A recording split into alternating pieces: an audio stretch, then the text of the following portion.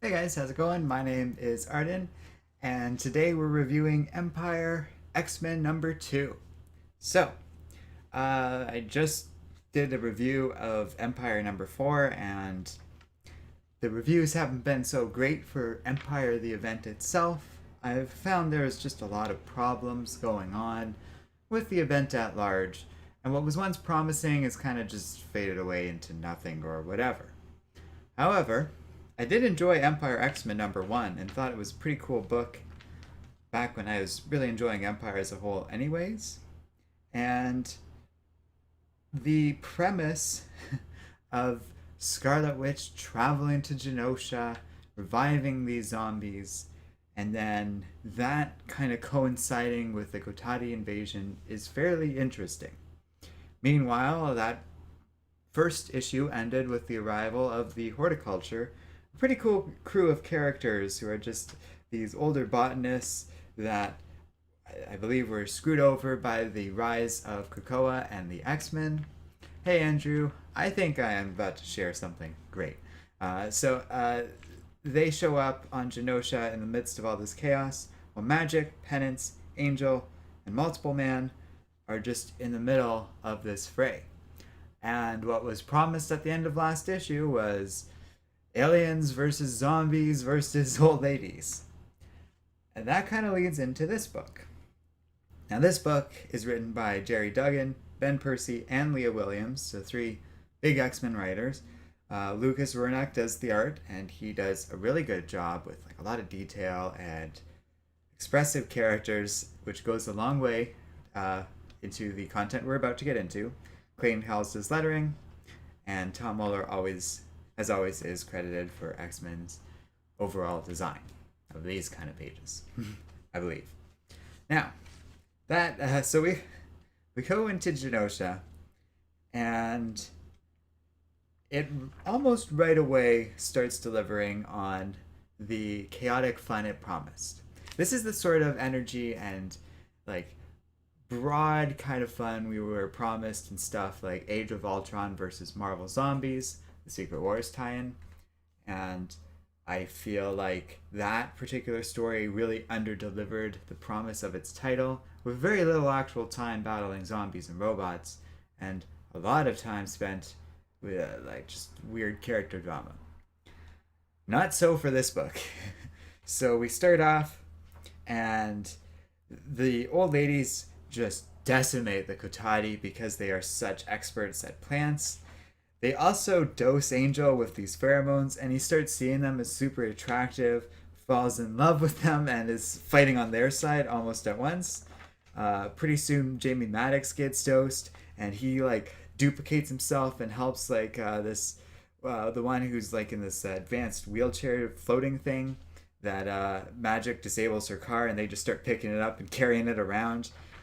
Meanwhile, a horde of zombies show up, and that leads to a huge battle between them, the Kotati, the X-Men, and the horticulture.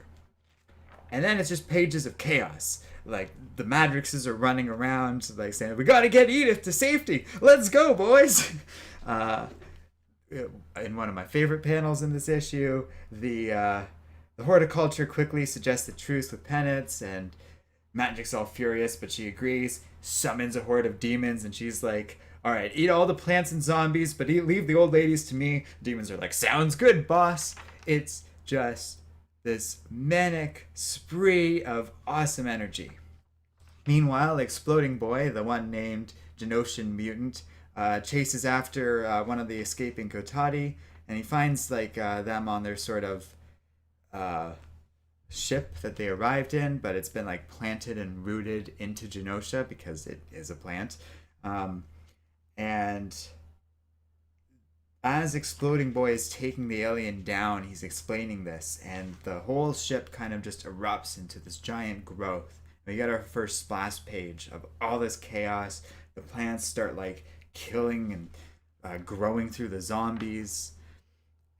Meanwhile, this huge growth emerges around a ton of characters, and or like of each of the factions. So there's a bunch of plants and mutants stuck inside. I think Penance and Magic are in there, or Magic's on the outside.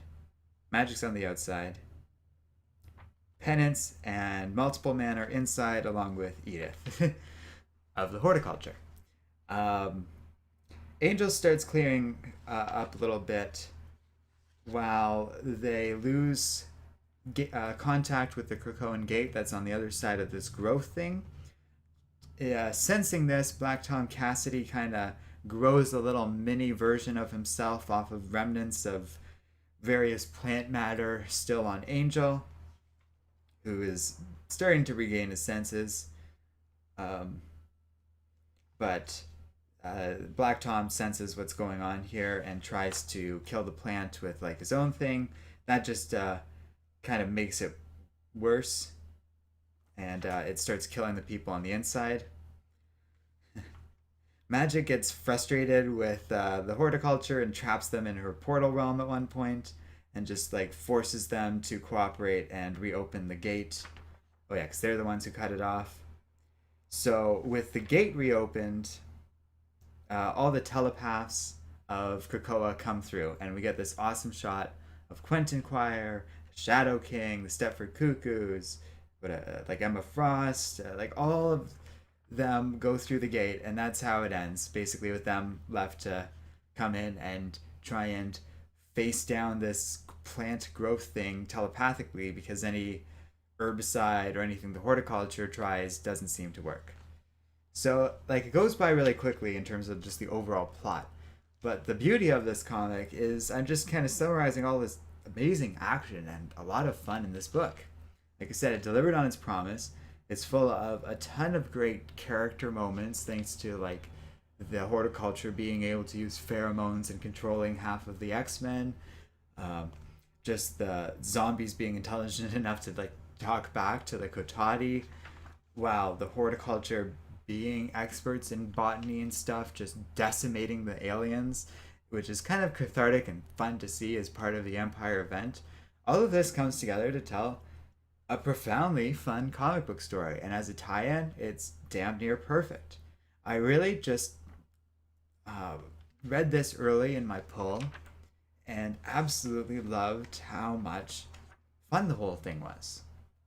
A huge part of that is the artwork and how well choreographed the action is, as well as like the facial expressions work well for deadpanning stuff and I don't know, delivering a lot of lines. A good example of that is like one of my favorite lines in this whole thing is one of the horticulture at one point calls Angel a fuckstick while he's trying to like negotiate with them, and he just goes like, wait, what? Like he hasn't met them before. He isn't cluing into their energy and their dynamic. But then like another member of the horticulture doesn't swear at all, and she keeps like censoring herself. Like, this bee has an H of a sauce boat on her. I'll give her that. As a group of characters, they're a lot of fun. Then you have Magic, who is just kind of the central character in this particular story because Angel's drugged out of his mind, and she's so on point. She's her usual aggressive self. She's summoning demons. She's had an incredible week this particular week in terms of comic publications, because she was also really fun in Deadpool #6, which we reviewed out of the beginning of my pull. And collectively, out of everything I pulled this week, this is what I enjoyed the most. I feel like I'm not conveying the beauty of this book, because yeah, it's not like overly deep or whatever, but it's just so damn fun. Like, this is a properly fun comic, and as a tie-in, it particularly works because it just adds a little bit of element of energy to the whole process. Like, in a better tie-in in particular, it would work even better because it's just a nice moment of catharsis where the Kotati are just getting their butts kicked. And that's kind of nice. But they're still a threat, and they like create that big growth thing. Meanwhile, there's all this stuff going on with Genosha, and I don't know what that is. That surprised me because I really thought the direction of it all was going to be like the Genoshan mutants were going to be revived along with all the others on Krakoa, but all of that just suddenly got thrown into question. And we still haven't seen Scarlet Witch in this story. while she's randomly still in the Avengers tie-in. But I'm really curious what her role in all of this is and how she's going to relate to Krakoa at large. I noticed in the always handy list of reading order issues provided at the back of these books that Empyre X-Men, as far as it goes in terms of chronology with the rest of the X-Men books, is just one right after the other, and they all seem to be occurring in close continuity. I don't know if it's going to have a lot of significance for the rest of the X-Men books, but I feel it very well could the way things are set up. But either way, this is an interesting tie-in as hell that's featured pretty much all of the X-Men writers so far, and I'm curious what they're going to do next. That last page where like all the telepaths emerge through the portal is a great shot and gets into just the phenomenal artwork by like Verning and um, Nolan Woodard. And this is an excellent comic on the whole. I gotta say, I strongly recommend you get this tie-in if you can, because it's just a fun part of the ongoing X-Men canon more than anything else. It ties into Empyre better than anything else I've seen so far, and remains like this huge bright beacon in the overall event. There usually are stuff like that, even in relatively lousy events. There's these gems. I'm really happy I kind of stumbled onto this gem in the form of Empyre X-Men. Compared to X-Men number 10, this feels a lot more lively and interesting. And it's a really good follow-up if you read the X-Men Core series to the Horticulture, and it's neat seeing them in action. Those are a solid collection of characters that I would love to see as recurring X-Men villains. All four, like I think it's 4 or 5 of them. They're all awesome. Yeah, there's 4 of them: Opal, Edith, Augusta, and Lily. Opal's the one that doesn't like foul language. Edith's the one in the high-tech wheelchair. Augusta is kind of the brash one that calls Angel the fuckstick. And Lily seems like the most reserved and rational of the group, and is the one that proposes an alliance with the X-Men, which Penance readily accepts. Really strong characters and a really strong ending. It's just a funny shot too, them emerging through this Black Tom Cassidy shaped mouth hole portal that they ended up setting up. The whole book is just phenomenal. A really fun take on the X-Men so far, and I can't wait to see what happens next. Alejandro is saying, I hope there is some interaction between Shadow King and Karma, and Mastermind and his daughters. It's interesting, like there's so many characters there. Mr. Sinister's in the background. I think that's Lady Mastermind.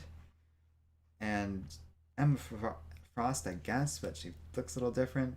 I'm excited to see Shadow King in action. I haven't seen that in a while in the comics. I was like, oh, so he is. I wasn't 100% sure if he was part of the what's it called? Krakoan movement, let's say. And then Andrew was saying, yeah, Mastermind left her cute ass back in the day. Yeah, I don't know if that's going to come up or not. So far, they've been doing a lot of fun little character interactions and bits, so I would hope so. I certainly like that the story's focused on magic, Penance, and Angel, too.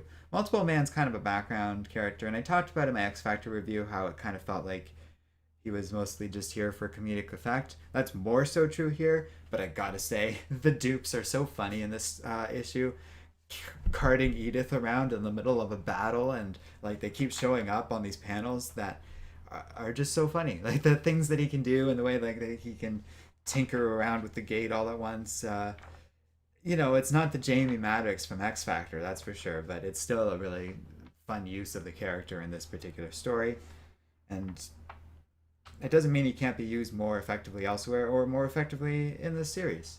And it's not like he isn't used in a bad way. It's just don't expect anything more than just jokes at him. But it's a pretty light-hearted, fun story overall, so it works collectively quite well. Andrew says, Shadow King put Karma on that Asgardian Wars diet plan. Yeah. So, yeah. I really liked this book. I can't understate that too much, just because I think out of, this week was a pretty interesting poll. Deceased was great, Deadpool was great. I felt a lot more mediocre about some of the stuff we've talked about more recently, the Joker War, Empyre, even the death metal book. And I think Empyre was probably, out of those, my third or second favorite book. It's right up there with Deceased, and that's no small achievement. But I believe, and we'll talk more about this with my next review, but I think my favorite thing to come out of this week is Justice League number 50. So we're going to talk about that next when I get into that. But we'll have to see about timing. I think I can squeeze that in today as well, so maybe we'll call it quits there for this stream. But thanks for joining me, Andrew and Alejandro. It was Empyre X-Men #1 was a lot of fun, and like I said, just it blew me away after being really disappointed with the last 2 issues of Empyre. It was a nice treat to have a book that was just pure, clean, fun creativity, and you're not going to read anything like this in another book. Bad Mr. Box is saying, I'm unsure if it's really Shadow King or just Farouk. Is it that much of a distinction? Either way, maybe it's not like he's full-powered Shadow King, because that might... I don't know. Yeah, like, I guess it's his mutant self, but either way, that is cool. I interpret it as just like the Shadow King. Andrew says he's going to read it. Aggressively Relaxing says this issue was so much fun. And yeah, like you, he was a bit, or that viewer, I guess I don't really know their gender, was a big defender of Empyre, and I really couldn't see it. Andrew, I think you'll really enjoy the book, but I absolutely defend this and love this, and if Empyre gives us nothing else, this was a solid tie-in. A really good tie-in, like compared to a lot of others I've read recently, like kind of above average, that's for sure. So definitely recommended, and stay tuned for our Justice League review, which I'm thinking maybe I can just sneak in right now at like 7:30 or so. So see you guys then. Thanks for watching, and don't forget to like, subscribe, and keep reading comics.